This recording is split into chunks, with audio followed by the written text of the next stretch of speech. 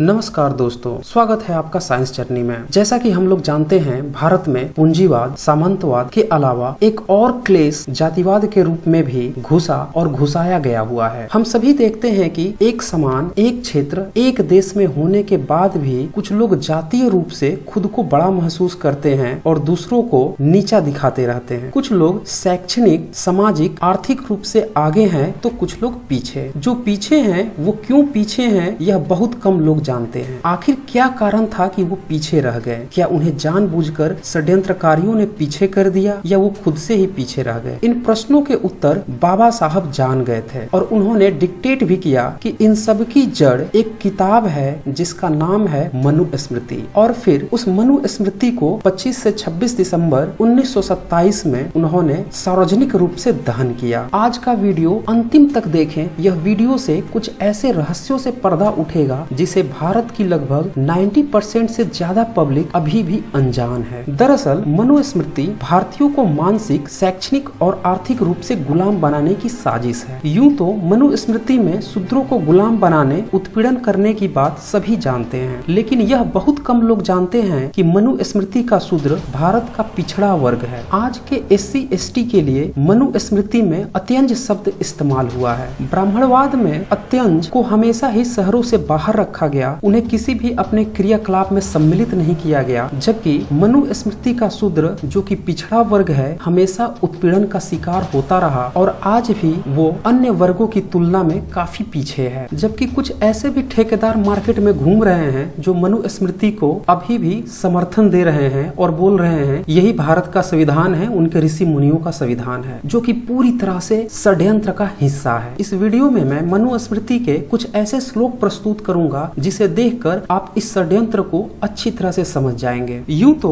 भारत में 28 से 30% SC ST, जबकि शूद्र जो कि पिछड़ा वर्ग है वो 60% के करीब है। फिर यहाँ पे यह प्रश्न उठता है कि इतनी बड़ी आबादी को मुट्ठी भर लोगों ने मनुस्मृति के माध्यम से कैसे गुलाम बना लिया? दरअसल गुलाम बनाने के लिए कुछ षड्यंत्र की जरूरत होती है और उसी षड्यंत्र का नाम मनुस्मृति है। शूद्रों को गुलाम बनाने के लिए मनुस्मृति में पहले उनके आत्मसम्मान को गिराया गया, फिर उन्हें शिक्षा के अधिकार से रोका गया, फिर उनकी आर्थिक यानी कि धन रखने नहीं दिया गया और फिर उन्हें सामाजिक रूप से लाचार बना दिया गया। और जब इस तरह का कोई वर्ग बन जाएगा तब उससे आप आसानी से गुलामी करवा सकते हैं और फिर उसका उत्पीड़न कर सकते हैं। तो इस तरह से पिछड़े वर्ग को पीछे किया गया। अब ये सारी बातें मैं अपने तरफ से नहीं कह रहा हूँ, मनुस्मृति के कुछ श्लोक देखिए, उससे आपको स्पष्ट हो जाएगा। अब कुछ लोग यहाँ पे मिलावटी भी कह सकते हैं कि ये किताब मिलावटी है, तो मैं आपको बता दूं कि मार्केट में जो भी मनुस्मृति उपलब्ध है उसमें से 3 मनुस्मृति का मैंने हवाला लिया है और उन सब का मिलान करके यह वीडियो बना रहा हूँ, जिसमें से एक है रूपेश ठाकुर प्रसाद प्रकाशन का, दूसरा गीता प्रेस प्रकाशन और तीसरा है पंडित गिरिजा प्रसाद द्विवेदी का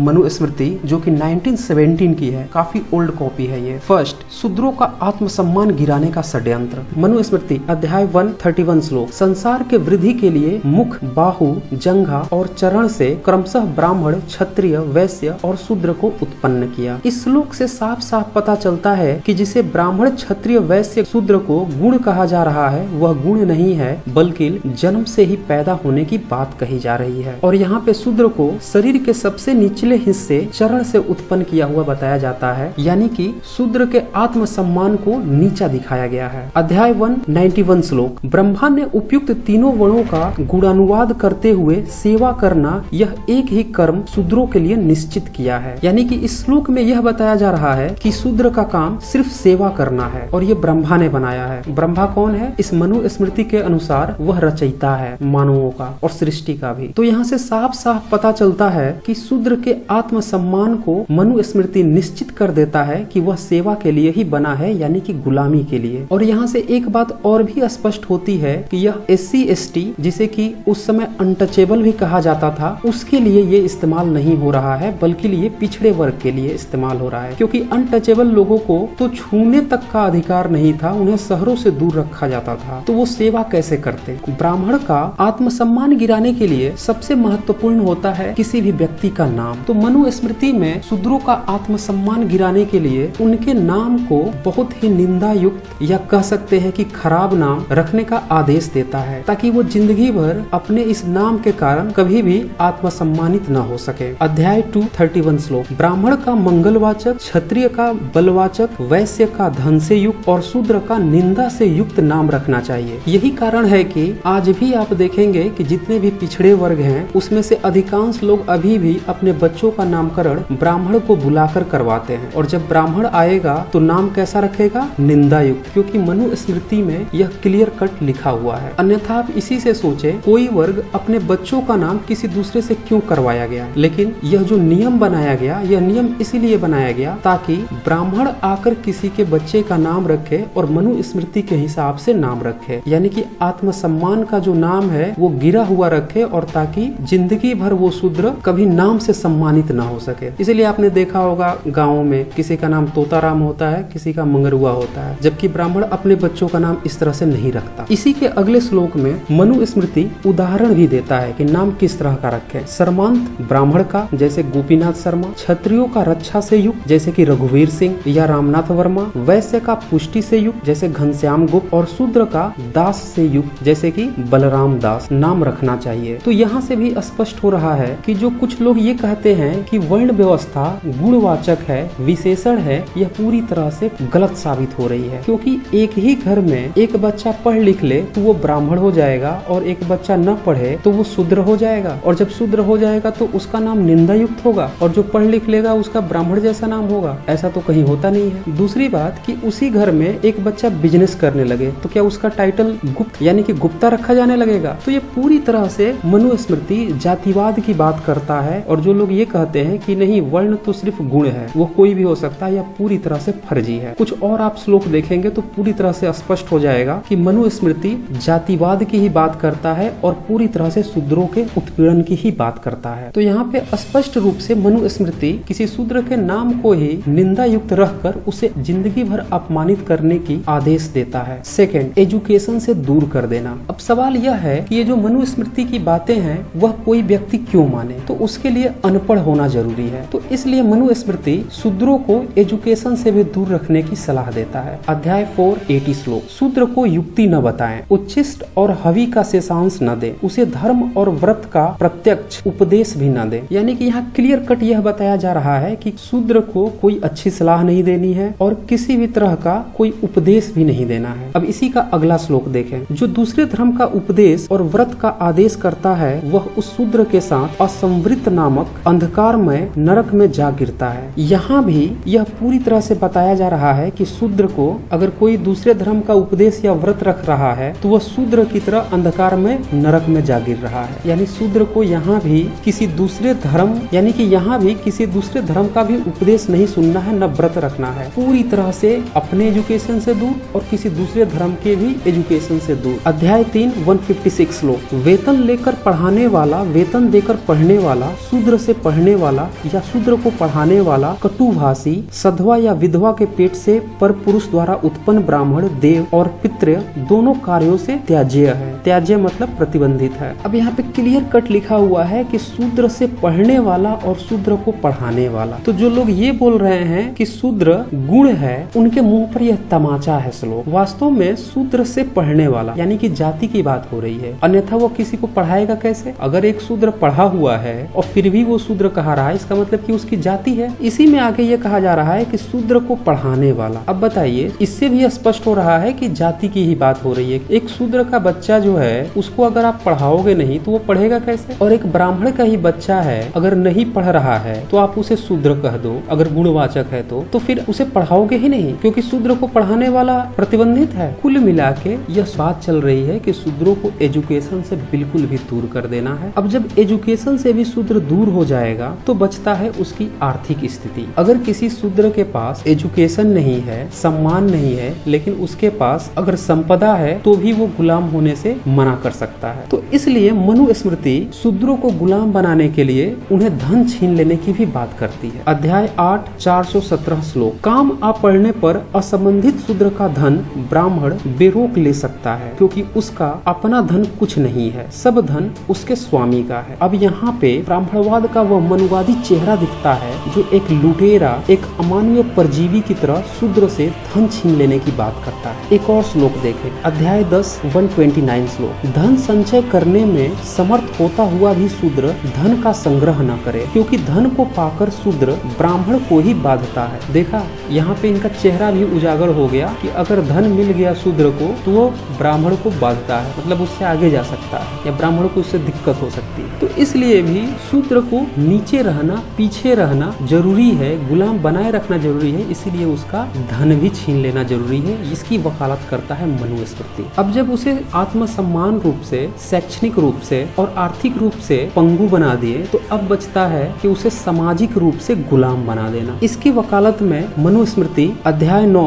334 श्लोक में लिखता है, वेदों को जानने वाले ब्राह्मणों की और यशस्वी गृहस्थों की सेवा करना ही शूद्रों को स्वर्ग देने वाला परम धर्म है। क्लियर कट यहाँ पे यह बात हो रही है कि शूद्र का काम क्या है? ब्राह्मणों की सेवा करना। अध्याय 9 335 श्लोक, यत्न और वाणी से पवित्र रहने वाला, श्रेष्ठ जातियों की सेवा करने वाला, मीठा बोलने वाला, अहंकार रहित और ब्राह्मण के आश्रित रहने वाला शूद्र अपने से उत्कृष्ट जाति को पाता है। अब यहाँ क्लियर यह बात लिखी हुई है कि शूद्र ब्राह्मण पे अगर आश्रित हो तभी वह उत्कृष्ट जाति को पाएगा, अन्यथा वो निकृष्ट ही रह जाएगा। यानी कि यहाँ भी ब्राह्मण की गुलामी की बात हो रही है। अब जब उसके धन छीन लिया गया, गुलाम भी बना लिया गया, तो फिर शूद्र अपनी जीविका कैसे चलाएगा? उसके लिए मनुस्मृति अध्याय 10 121 श्लोक में लिखता है, ब्राह्मण की सेवा करते हुए यदि शूद्र का जीवन निर्वाह न हो तो क्षत्रिय की सेवा करे, यदि उससे भी पेट न भरे तो धनिक वैश्य की सेवा कर जीवन निर्वाह करे। यानी कि शूद्र को जिंदगी भर गुलाम ही रहना है, चाहे ब्राह्मण की या क्षत्रिय की या फिर वैश्य की। इसी के अगले श्लोक में देखें, वह शूद्र स्वर्ग के लिए या दोनों स्वार्थ और परमार्थ के लिए ब्राह्मणों की ही सेवा करे। इस शूद्र की ऐसी प्रसिद्धि होना ही उसके लिए कृतकृत्यता है। यानी कि ब्राह्मण की सेवा जो शूद्र कर रहा है तभी उसे स्वर्ग मिलेगा, स्वार्थ और परमार्थ मिलेगी। प्रलोभन भी दिया जा रहा है। कुल मिला के शूद्र को कैसे भी करके ब्राह्मण की सेवा करनी ही करनी है। ये मनुस्मृति वकालत कर रहा है। अब इसी का अगला श्लोक देखें, ब्राह्मण की सेवा करना ही शूद्र का विशिष्ट कर्म कहा गया है। इस कार्य से भिन्न वह जो कुछ कार्य करता है वह उसके लिए निष्फल होता है। मतलब ब्राह्मण की सेवा करेगा अगर शूद्र यानी कि पिछड़ा वर्ग, यही उसका कर्म है, उसके अलावा उसका कोई कर्म नहीं है, और दूसरा काम करेगा तो वो निष्फल हो जाएगा, यानी कि उसमें वो फेल हो जाएगा। अध्याय 10 125 श्लोक, उस शूद्र को जूठा अन्न, पुराना वस्त्र, सारहीन अन्न, पुराना ओढ़ना और बिछौना देना चाहिए। अब यहाँ पे ये बता रहा है कि शूद्र को देने की बात हो रही है। हालांकि इसके पहले श्लोक को देखें तो यहाँ पे जो दे रहा है वो ब्राह्मण है और उसके यहाँ जो सेवा कर रहा है वो शूद्र है। तो देखिए कितनी बड़ी भेदभाव की बात हो रही है कि जूठा अन्न देने की बात हो रही है, पुराना वस्त्र देने की बात हो रही है, पुराना ओढ़ना और बिछौना देने की बात हो रही है। मतलब ब्राह्मणवाद या यूं कहे मनुवाद इतना गिरा हुआ अमानवीय है जो शूद्र को जूठा अन्न देने की बात कर रहा है। तो इस तरह से शूद्रों की गुलामी कराने के लिए और भी कई सारे श्लोक हैं, लेकिन समय की कमी के कारण मैं कुछ चुनिंदा श्लोकों को ही यहाँ पेश कर रहा हूँ। आजकल कुछ धर्म के धंधेबाज यह प्रचारित कर रहे हैं कि मनुस्मृति संविधान की तरह है और उसमें पनिशमेंट के बड़े अच्छे रूल दिए हुए। उसमें से भी कुछ श्लोक मैं आपको दिखा देता हूँ। ये जितने भी पनिशमेंट के रूल दिए गए हैं ये सारे के सारे शूद्र के उत्पीड़न के लिए हैं। और यहाँ पे मनुस्मृति के लेखकों ने या यूं कहे ब्राह्मणवाद ने खुद को लाभ लिया है और शूद्रों का उत्पीड़न किया है। यह श्लोक देखें, शूद्र यदि ब्राह्मण, क्षत्रिय और वैश्य को पापी आदि क्रूर वचन कहे तो उसे जिह्वा छेदन का दंड देना चाहिए, क्योंकि उसकी उत्पत्ति जघन्य स्थान से है। तो जो शुरू में मैंने बताया था कि जो पैरों से उत्पन्न इनने बताया है शूद्रों को, वो यहाँ पे आ ही गया सब कि शूद्र की उत्पत्ति जघन्य स्थान से है तो उसका जीभ काट देना चाहिए। अगर वो ब्राह्मण, क्षत्रिय और वैश्य को पापी शब्द भी बोल देता है या इस जैसा कुछ और बोल देता है,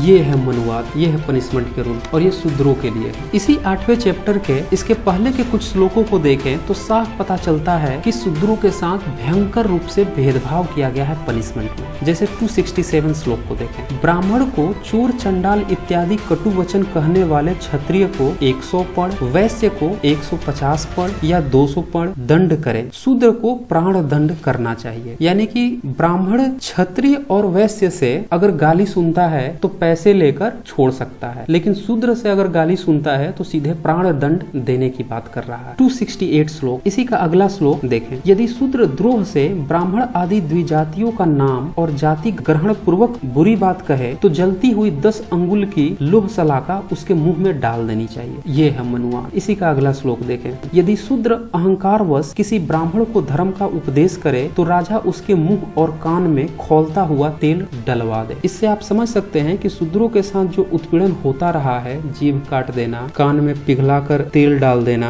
या मुंह में लोह सलाखा डाल देना, ये कहाँ से आया है? ये सारे के सारे मनुस्मृति से आया है। जबकि इस तरह के शब्द किसी क्षत्रिय, वैश्य या ब्राह्मण के लिए नहीं है, सिर्फ और सिर्फ शूद्र के लिए। तो ये है धर्म के धंधेबाजों का संविधान पिछड़े वर्ग के लिए। आप समझ सकते हैं कि पिछड़ा वर्ग आज तक इतना पिछड़ा क्यों रहा। तो इस तरह से हम लोग देखते हैं कि मनुस्मृति में शूद्र वर्ण गुण न होकर जाति की बात करता है तथा यह पिछड़े वर्ग के लिए इस्तेमाल किया गया है, जबकि अत्यंज शब्द अछूत या दलितों के लिए इस्तेमाल किया गया है। और निष्कर्ष के रूप में मनुस्मृति एक षड्यंत्र थी भारत में एक बहुत बड़ी जनसंख्या को शारीरिक, आर्थिक, शैक्षणिक और मानसिक रूप से गुलाम बनाने की। ज्योतिबा फूले, जगदेव कुशवाहा, गुरु नानक देव सहित 10 गुरुओं तथा इन जैसे महान विचारकों, समाज सुधारकों को कोटि कोटि नमन, जिन्होंने जातिवाद, वर्णवाद की इस गंदगी से समाज को सुधारने का प्रयास किया। और अंतिम में बाबा साहब अम्बेडकर जी को कोटि कोटि धन्यवाद, जिन्होंने इस मनुस्मृति नामक गंदगी को पहचान कर ताबूत में डाल दिया। आगे भी मैं मनुस्मृति पे कुछ और भी वीडियो लाऊंगा। तो दोस्तों, इस वीडियो को ज्यादा से ज्यादा शेयर करें ताकि सभी को पता चल सके कि मनुस्मृति सिर्फ और सिर्फ शोषण की किताब है और भारतीयों को मानसिक गुलाम बनाए रखने के लिए सामाजिक, आर्थिक, शैक्षणिक तौर पे यह रची बसी और बुनी गई है। यह संविधान तो बिल्कुल भी नहीं है, बल्कि यह षड्यंत्र है और इसकी वकालत करने वाले सिर्फ और सिर्फ षड्यंत्रकारी हैं। भारत के गुलाम होने का भी कारण यही रहा है, क्योंकि एक बहुत बड़ी जनसंख्या को गुलाम बना दिया गया। और जब कोई गुलाम होगा तो वो अपने देश के लिए, अपने समाज के लिए लोग बट जाएंगे। और यही कारण था कि भारतीय लोग आपस में बटे रहे और इसीलिए भारत को कई बार गुलामी भी झेलनी पड़ी। तो आज बस इतना ही। धन्यवाद।